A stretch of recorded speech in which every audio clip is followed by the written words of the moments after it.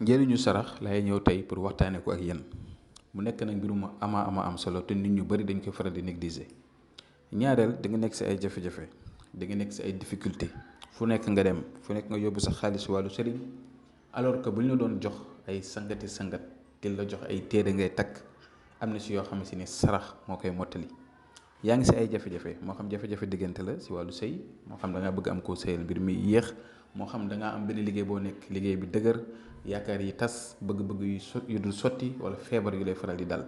am na si yoo xam ne benn mbiskit ngay génnee rek sa aju faju am na yoo xam ne benn tàngal ngay génnee sa aju faju am na yoo xam ne fruits yi sàngam ngay génnee yi dugub yi mboq yi suukar yi meew ak yoo xamante ne nii ñaare lu si gën a bëri am na sarax yoo xam ne sarax yu ñëpp bokk la yooyu moom mun naa si ñëw waxtaan si yéen naa leen jox ay secret yoo xam ne sarax yoo xam ne ku nekk mën na ko def loolu ñëpp si bokk yem mais dafa am ay sarax yoo xam ne fokk rek nit ki def istixaara maanaam istixaar bi wér nag laa waxuma ay istixaara làmbatu maanaam seet boo xam ne bu ñu la seetalee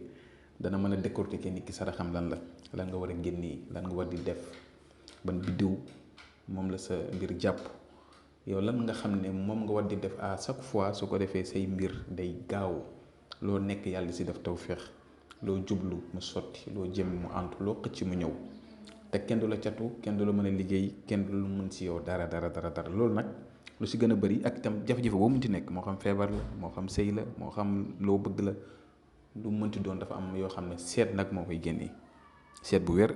comme képp koo xam ne bëgg nga ñu seetal la si wàllu istixaara moo xam si mbiru bopp nga bëgg a seetlu wala wàllu diggante wala wàllu biddiw wala nga bëgg a xam sa sarax loolu bi nga ñu yónnee message su numéro boobu 76 605 63 19 am na whatsapp boobaa incha allah rabi dina la xoolal sarax boo xam ne yow moom nga war di def dina la ko wax si jamono ji nga dund itam jafe-jafe yi ngay dund ban sarax moo ko mën a dikkanti lan nga war a def pour mën a génn situation yi nga nekk kon yooyu dafa nekk ay mbir yoo xam ne kenn waru ko di ko négliger ma leen koy faral di ko wax di leen ko waxaat naa leen jox nag ay secret sarax yoo xamante ni ku nekk mën na ko def mburu di ko génnee sarax baax na ñu koy wax ak xubsu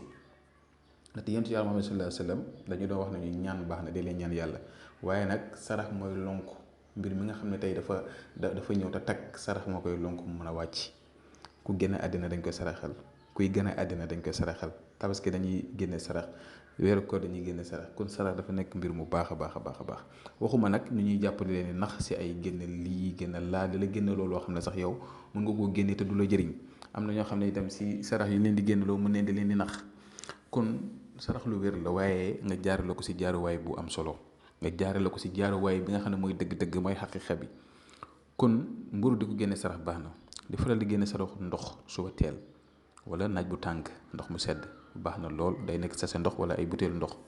di génnee 2 kilo mboq ak 2 kilo dugub 2 kilo mboq yi da ngay sarax góor 2 kilo dugub bi nga sarax ko jigéen di faral di génnee saraxu fruits yi baax na fruits yi moom di ko faral di génne sarax baax na lool